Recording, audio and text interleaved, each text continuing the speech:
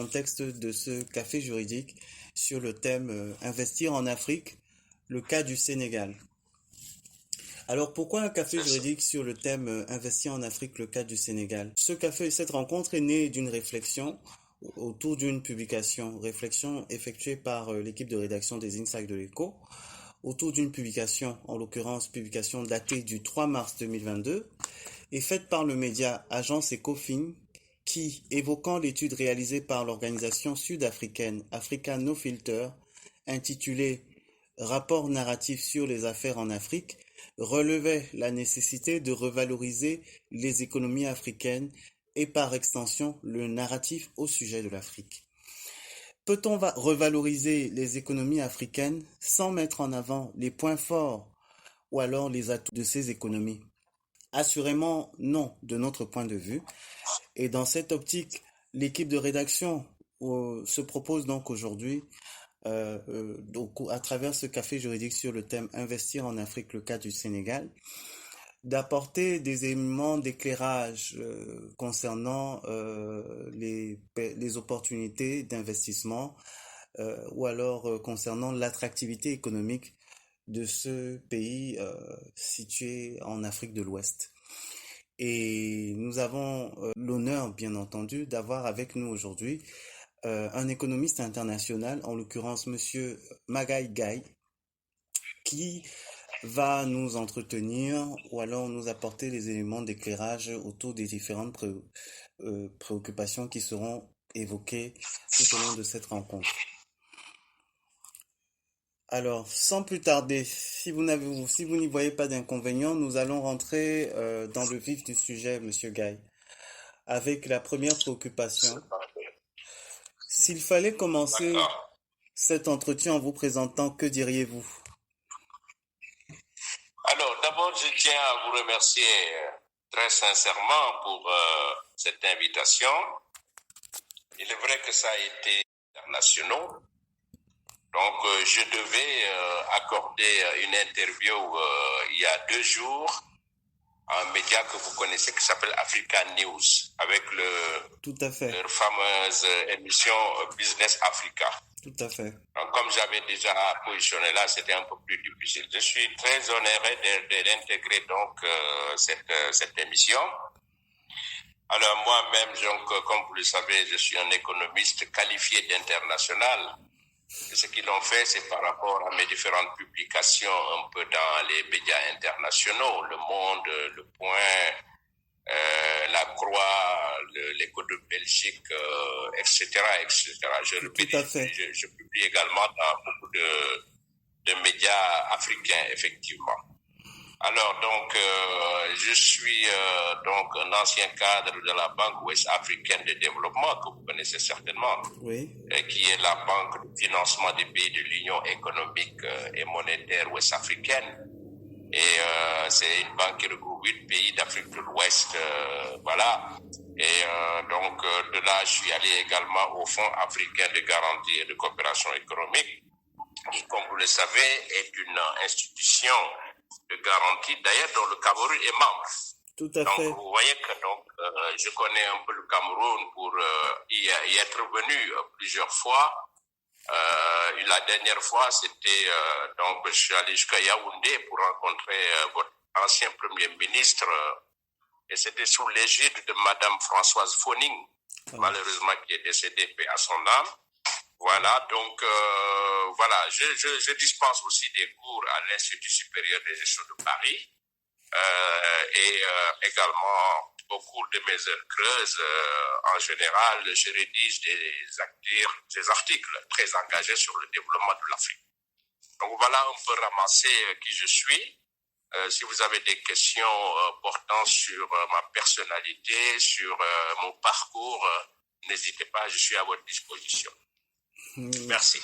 Merci également à vous. Nous reviendrons sûrement pour les questions sur la personnalité et sur le parcours, probablement dans le cadre d'un portrait. Pour l'instant, avec votre permission, nous allons enchaîner avec la préoccupation suivante. En début d'année, le gouvernement sénégalais a annoncé son ambition d'investir plus de 806 millions de dollars dans un programme régional d'investissement d'ici 2025. Ce projet, dénommé Programme d'investissement prioritaire PIP régional, s'inscrit selon le gouvernement sénégalais dans le cadre du plan Sénégal émergent, c'est-à-dire PSE. Qu'en pensez-vous? Alors, tout d'abord, ce qu'il faut déjà préciser, c'est en matière économique que l'investissement est un moteur du développement économique, puisque c'est un moteur de la croissance économique. Tout à fait. Vous avez l'investissement, vous avez également ce qu'on appelle la consommation. Et certains pays comme l'Allemagne, d'ailleurs, ont mis en place des systèmes économiques qui privilégient plutôt, j'allais dire, l'exportation. Donc l'investissement, c'est très important. Alors, d'autant plus qu'en ce qui concerne un pays comme le Sénégal et de manière générale l'Afrique, les investissements, malheureusement, surtout en infrastructure, enregistrent des gaps très importants. Une étude a montré d'ailleurs qu'en ce qui concerne l'Afrique, et ça concerne bien entendu le Sénégal, alors le gap en matière d'investissement dans les infrastructures tourne autour de 68 à 108 milliards d'euros, ce qui est quand même beaucoup, ce qu'il faut aller chercher naturellement vers les bailleurs de fonds internationaux, après avoir mis l'accent bien sûr sur les budgets nationaux. Alors, les 800... le chiffre que vous venez d'annoncer concernant le Sénégal concerne une région particulière du Sénégal qui s'appelle Tambacounda. Tambacounda est à l'est du Sénégal.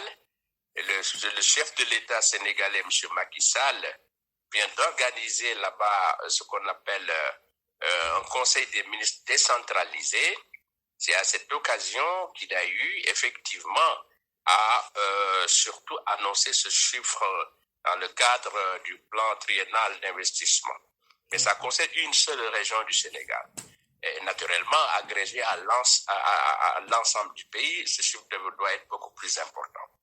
Je pense que c'est une très bonne chose, mais comme je le disais à chaque fois, c'est que les investissements, surtout en matière d'infrastructure, parce que tout ce qui est dit là, ça concerne plus les infrastructures. Et je pense qu'aujourd'hui, l'Afrique doit réfléchir sur quel type d'infrastructure elle veut offrir aux investisseurs et ne pas seulement focaliser ses investissements sur des activités peu rentables économiquement, ce qui est d'ailleurs le cas de beaucoup malheureusement, de pays africains, des investissements autour par exemple, des autoroutes qui ne sont pas très pertinentes, mais qui ont une connotation politique, des investissements autour de centres de conférences, d'hôtels, etc., etc., alors que ces investissements, même importants, ne sont pas prioritaires, parce qu'aujourd'hui, un pays comme le Sénégal a surtout je dirais, une plaie très profonde. D'ailleurs, ce pays-là n'est pas le seul.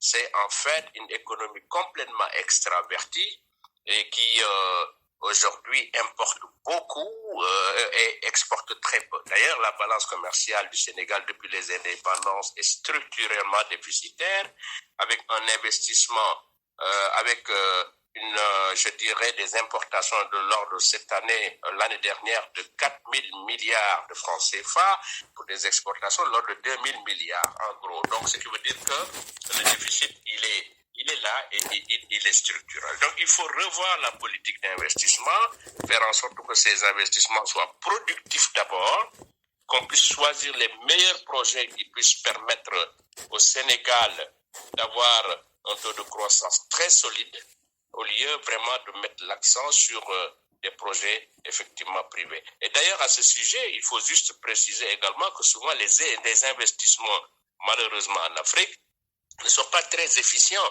parce que vous n'êtes pas sans savoir qu'une étude menée par l'ancien président sud-africain, M. Thabo Mbeki, une étude qu'il avait justement menée pour le compte de la Commission économique pour l'Afrique en relation avec les Nations Unies, avait montré que l'Afrique perdait chaque année plus de 100 milliards de dollars, effectivement, du fait de corruption, du fait de transfert illégal de deniers publics détournés vers les paradis fiscaux. Donc, je crois qu'aujourd'hui, l'Afrique a les moyens de son développement. Et votre question renvoie quelque part également à surtout à des problématiques liées à l'endettement de nos pays, un endettement qui est abyssal et qu'il faut vraiment contrôler, à mon avis. Merci, Monsieur Gaï, pour ces éléments d'éclairage concernant cette préoccupation. Et nous allons enchaîner avec celle qui suit. Parmi les vecteurs de l'attractivité économique du Sénégal, on retrouve le raccourcissement des délais impartis pour les opérations commerciales. Par exemple, opération d'import-export, délai imparti 10 jours, obtention d'un permis de construire en ligne, délai imparti 40 jours, enregistrement d'une entreprise, délai imparti 24 heures. L'allègement, à côté de ces mesures de facilitation des opérations commerciales, on retrouve également l'allègement des procédures administratives par le biais de la digitalisation. Quel est votre point de vue à ce sujet? Est-ce que ces mesures qui sont prises dans le cadre de la modernisation des opérations commerciales et également des procédures administratives contribuent à booster l'attractivité économique du Sénégal? Oui, logiquement, oui, effectivement, parce que vous savez que l'amélioration du climat des affaires est devenue une nécessité pour les pays africains, et cela pour attirer les investissements directs étrangers.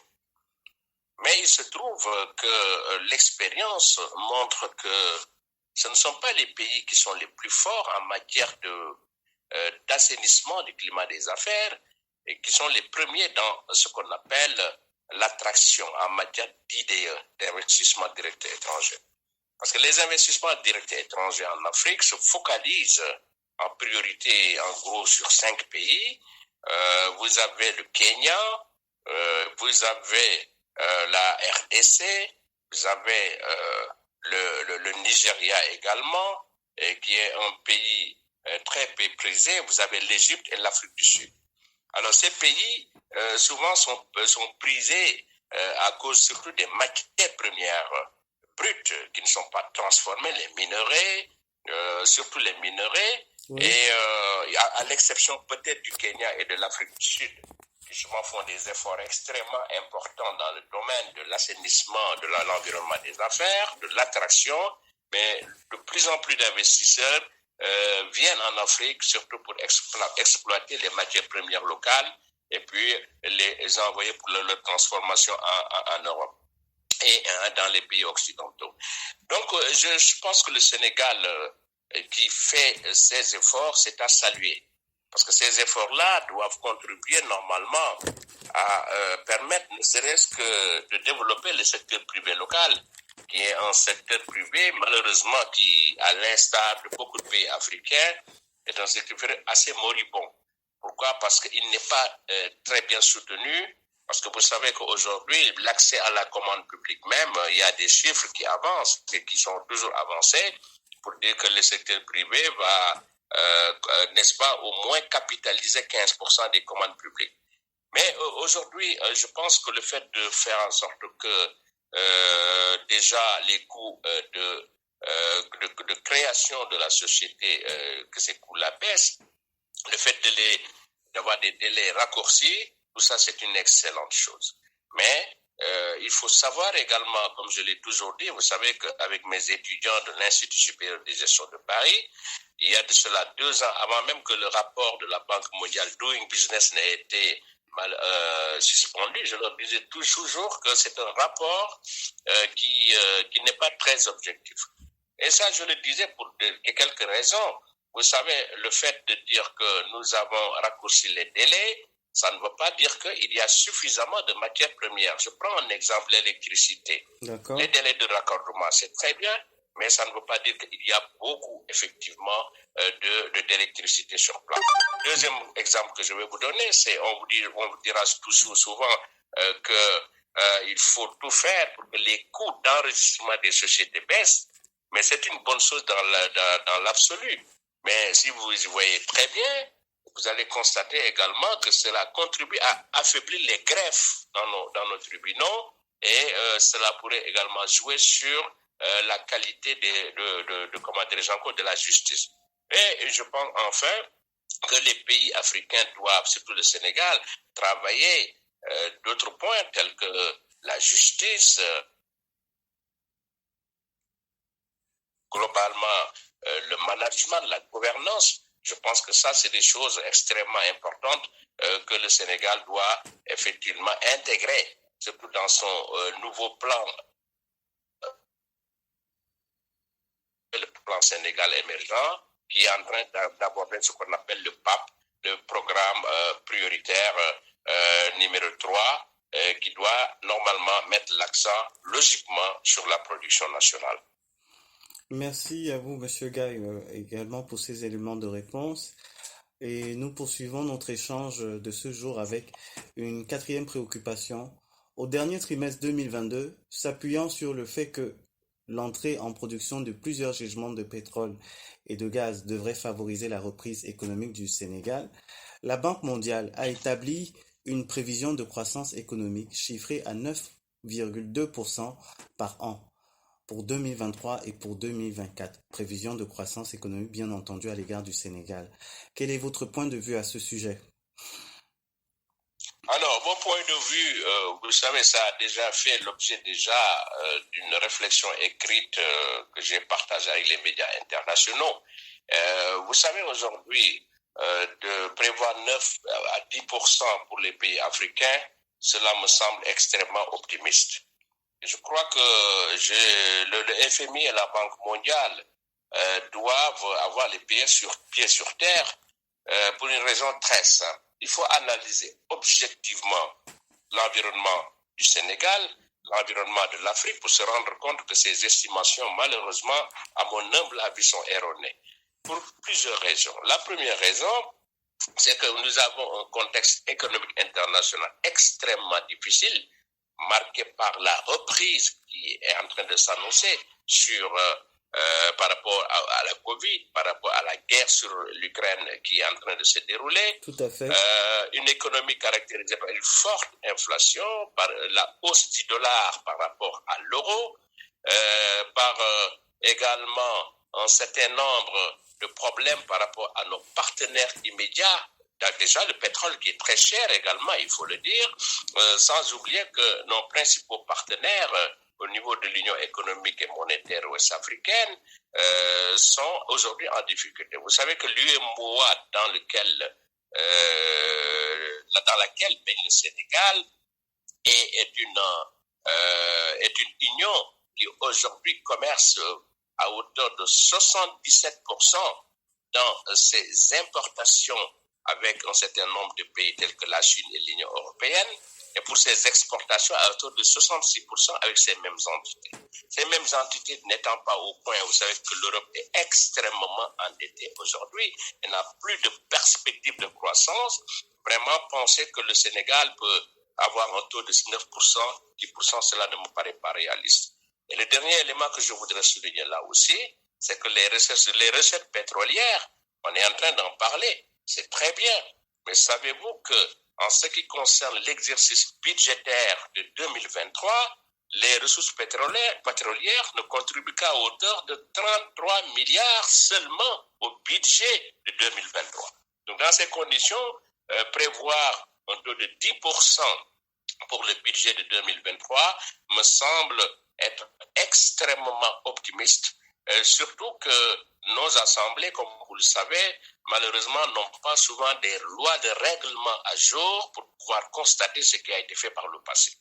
Alors, mais de façon générale, je crois que la réflexion doit être poussée pour voir aujourd'hui qu'est-ce qui fait que les taux de croissance annoncés n'arrivent pas à éradiquer la pauvreté, qu'est-ce qui fait qu'en dépit de ces taux très importants annoncés en Afrique, on constate toujours que le développement n'est pas au rendez-vous. Je crois qu'il faut interroger aussi la fiabilité des statistiques nationales. Il faut également interroger certainement le caractère, les moteurs de la croissance pour voir que si c'est vraiment une croissance vertueuse basée sur réellement des moteurs extrêmement dynamiques, par exemple l'industrialisation, par exemple la construction d'infrastructures viables. Donc je crois que tout ça, c'est des questions qu'il faut se poser en ce qui concerne les taux annoncés. Mais moi, je suis de ceux qui pensent, en tant qu'économiste international, que ce taux de 10%, le Sénégal ne pourra pas l'atteindre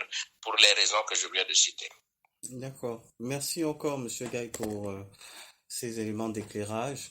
Et nous poursuivons notre échange avec une autre préoccupation, la position liée à la position du Sénégal. La position du Sénégal lui donne une ouverture sur la mer qui, d'après certains cabinets de conseil, est un atout pour le commerce international. Évoquant le lancement des travaux du port de Ndayane à 50 km au sud de Dakar et construit par Dubai Port World, l'équipe de rédaction du magazine Le Point affirmait dans une publication datée du 5 janvier 2023 que ce port pourrait bien concurrencer celui d'Abidjan en Côte d'Ivoire ou celui de Lomé au Togo. Qu'en pensez-vous? Alors d'abord, je pense que Le Point s'est trompé en disant que le port de Ndayane pourra, comment dirais-je encore, concurrencer son homologue de Côte d'Ivoire, d'Abidjan et de Lomé. Déjà, le port de Dakar est un concurrent sérieux, l'actuel port, effectivement, à ces ports cités. C'est la première précision que je voudrais dire. La deuxième précision, c'est que c'est là ce que j'appelle par des investissements utiles. Pourquoi? Parce que le port de Dakar est très congestionné actuellement. Malheureusement, les prix des marchandises connaissent un surenchérissement de ces coûts. Parce qu'il y a ce qu'on appelle des surestarises. C'est-à-dire qu'il faut du temps pour pouvoir sortir les marchandises en place parce que c'est très congestionné. Il n'y a pas suffisamment de quais. Deuxièmement, le volume qui arrive à Dakar est tel que beaucoup de bateaux sont obligés de rester en rade. Donc vraiment, je pense que ce projet-là, il est utile pour le Sénégal, il est utile pour son économie. D'autant plus que, vous savez, une importante part du commerce du Mali, qui est un pays frontalier, passe par le Sénégal. Donc je crois que ça, c'est vraiment un investissement qu'il faut saluer. Et semble-t-il, cela va coûter autour de 3 000 milliards de francs CFA. Mais je pense que c'est une excellente chose en termes de création d'emplois, en termes également de redynamisation du commerce extérieur sénégalais. Et ça permettra également au Sénégal de jouer sa partition et peut-être d'avoir également d'autres flux en ce qui concerne le transport de marchandises vers l'interland. Donc je crois que c'est une très bonne chose par rapport à ce projet-là. Merci encore une fois de plus, Monsieur Gaye, pour vos éléments d'éclairage. Et nous poursuivons l'entretien avec une autre préoccupation. Comment expliquez-vous que le Sénégal continue à maintenir sa croissance dans un contexte marqué par les incertitudes? En fait, on aimerait bien comprendre. Oui. Oui, tout à fait. Déjà, comme je vous l'ai dit tout à l'heure, ces perspectives de croissance sont souvent communiquées par les organismes de Bretton Woods, la Banque mondiale et le Fonds monétaire international, qui s'appuient sur les statistiques locales. Donc ça, comme je vous l'ai dit tout à l'heure, je suis un économiste très prudent et je ne pense pas, très honnêtement, que le Sénégal puisse atteindre ce taux de 10%. Maintenant, il est vrai que de 2012 à maintenant, il semblerait que le Sénégal ait fait des avancées notables en matière de croissance économique. Bon, il est vrai que si vous venez à Dakar, vous allez voir qu'il y a des chantiers un peu partout. Je crois que c'est une bonne chose.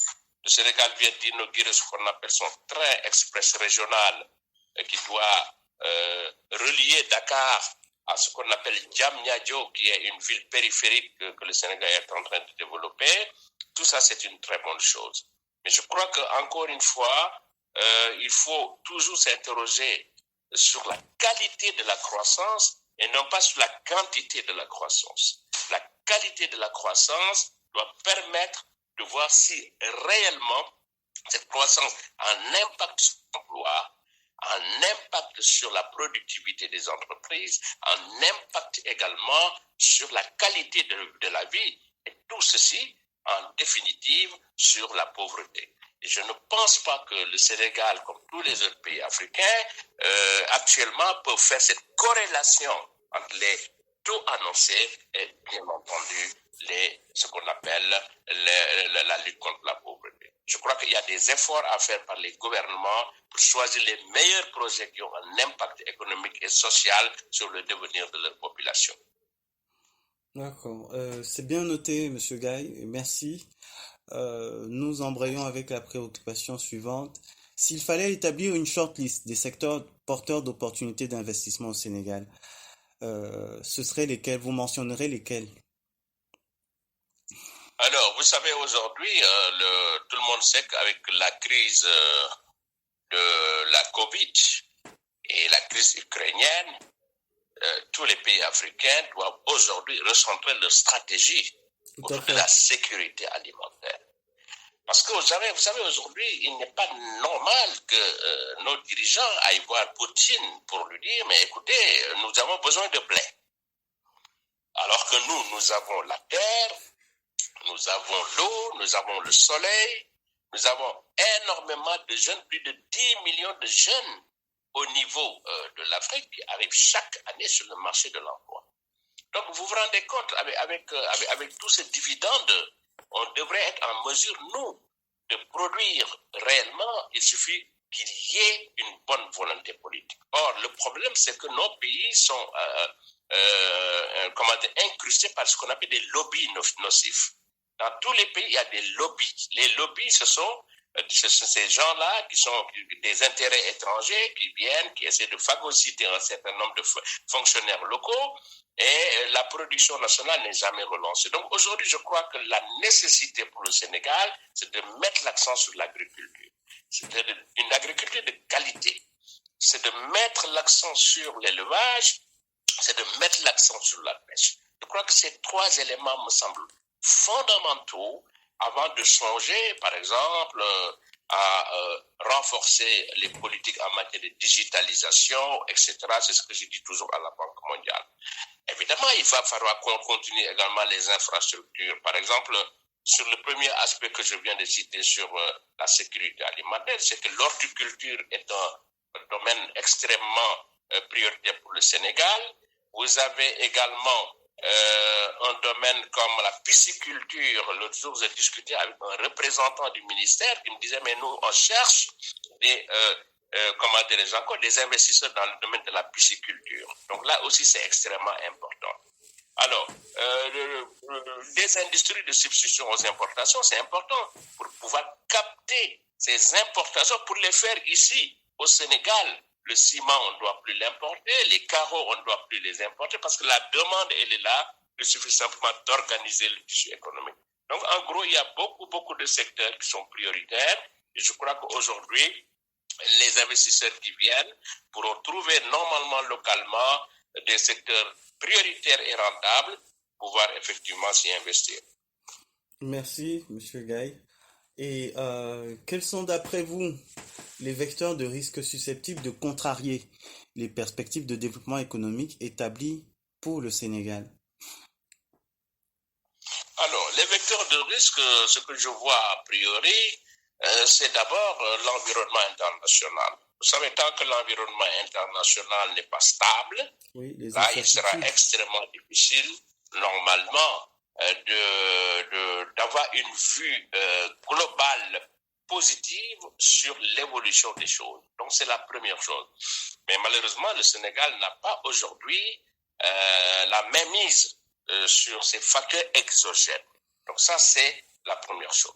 La deuxième chose, c'est que, me semble-t-il, le Sénégal doit tout faire pour maîtriser l'eau. Aujourd'hui, il y a un problème de maîtrise de l'eau. Plus de 60 ans après les indépendances, le Sénégal continue de dépendre de la pluviométrie. Et comme vous le savez, ce n'est pas comme au Cameroun où il pleut beaucoup. Ici, c'est 3 mois sur 12. Donc, beaucoup d'agriculteurs, je n'ose même pas les appeler agriculteurs parce que ce sont des gens dont ce n'est pas le métier, qui cultivent 3 mois et qui restent 9 mois à la maison. Donc, aujourd'hui, tout doit être focalisé autour de la maîtrise de l'eau et également de la maîtrise de l'énergie. Ça, ce sont des aspects importants. Le Sénégal doit également faire très attention à certains aspects de vulnérabilité, parce que vous parlez des risques. C'est l'encours de la dette qui est très élevé et qui s'approche de la norme communautaire définie de 73% et de 70%, et il semble que le Sénégal ait dépassé les 70%. Donc il faut quand même essayer de mettre en place un plan de désendettement qui puisse permettre au Sénégal de pouvoir respecter non seulement les critères de convergence, mais en même temps permettre au Sénégal de pouvoir relancer sa machine économique grâce à des ressources endogènes d'abord, mais aussi à des ressources sous forme d'endettement, mais qui ne soient pas extrêmement onéreuses. Merci. Et maintenant, nous allons poursuivre avec une question autour de la gestion des litiges commerciaux. Dans un café juridique récemment tenu sur le thème de la gestion des risques liés à l'exécution des contrats, dans un contexte marqué par les incertitudes, l'un des intervenants, en l'occurrence Martial Mbongue Palawo, Legal and Corporate Affairs Director chez IHS Cameroun, préconisait le règlement amiable des litiges commerciaux par la négociation ou alors par tout autre moyen, car il s'agit, d'après lui, d'un réflexe qui s'inscrit dans une dynamique d'optimisation du climat des affaires. Peut-être pour simplifier, il faudrait que je reformule en des termes vraiment très simples. Au cours de cette rencontre, le café juridique tenu sur le thème la gestion des risques liés à l'exécution des contrats dans un contexte marqué par des incertitudes, l'un des panélistes, M. Martial Mbongue Palawo, qui est en charge des affaires juridiques au sein d'une structure d'une multinationale basée au Cameroun, préconisait le règlement amiable des litiges commerciaux par la négociation ou par tout autre moyen. Pourquoi ? Parce que de son point de vue, cela permettrait de s'inscrire dans une dynamique d'optimisation du climat des affaires. Qu'en pensez-vous ? Alors, vous savez, en matière de règlement de contentieux, il y a plusieurs étapes. Mais il y a d'abord l'étape de la négociation, l'étape du règlement à l'amiable, qui est souvent sanctionné par un protocole d'accord. Tout à fait. Ensuite, maintenant, lorsque effectivement on constate que les choses n'évoluent pas parce que la partie débitrice ne respecte pas ce protocole d'accord, là effectivement on passe à ce qu'on appelle le contentieux dur, c'est-à-dire on va en justice pour régler le problème. Tout à fait. Mais il a raison de le dire pour une raison très simple, c'est que aujourd'hui, ce qu'il faut dire, c'est que le règlement judiciaire des conflits est une très mauvaise voie en matière d'affaires. Parce que vous savez, la justice dans nos pays, elle est lente, elle est coûteuse, et c'est une justice souvent, malheureusement, qui n'est pas rendue de manière impartiale. Donc, en matière d'affaires, il faut toujours essayer de chercher une voie beaucoup plus intéressante pour pouvoir recouvrer ses dus. Et d'ailleurs, je pense aujourd'hui que ce qu'il faut faire dans nos pays, c'est démultiplier les tribunaux de commerce. C'est également essayer de trouver j'allais dire, des moyens, des outils en matière d'organisation judiciaire qui puissent permettre déjà à beaucoup de contentieux d'être vidés, mais dans le cadre de négociations commerciales. Parce que la négociation commerciale, elle est fondamentale. Ce règlement amiable, il est important parce qu'il permet aux deux parties de sauver la face. Et d'ailleurs, je dis souvent, enfin, pour terminer sur cette question, que en général, ce que je préconise toujours dans le cadre des règlements de créances commerciales, c'est d'une part de faire en sorte que tout ce qui est pénalité de retard et intérêt de retard soit complètement annulé, premièrement. Deuxièmement, c'est faire en sorte que ce qu'on appelle les intérêts normaux soient convertis en capital dans la société débitrice pour permettre aux créanciers de pouvoir suivre comment les choses vont se passer. Et c'est également, troisièmement, d'étaler sur un délai beaucoup plus long donc la créance grâce à un rééchelonnement, et cela également pour permettre à l'entreprise débitrice de souffler en lui baissant éventuellement également ses conditions d'emprunt. Et je crois que ça, c'est des solutions que j'ai déjà proposées dans le journal Le Monde et lorsque cette question m'a été posée. Donc je crois que ça peut être une issue pour les contentieux commerciaux. Merci encore une fois, Monsieur Gaï, et nous sommes déjà pratiquement arrivés au terme de notre échange de ce jour, puisque nous sommes nous allons aborder tout de suite la dernière préoccupation.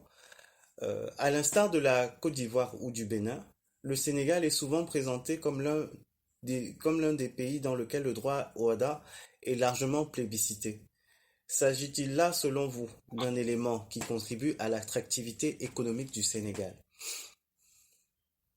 Alors oui, c'est vrai, le droit au HADA est le droit qui s'applique dans un certain nombre de pays qui ont l'OHADA comme système en matière d'organisation et d'harmonisation du droit des affaires. Le Sénégal en fait partie.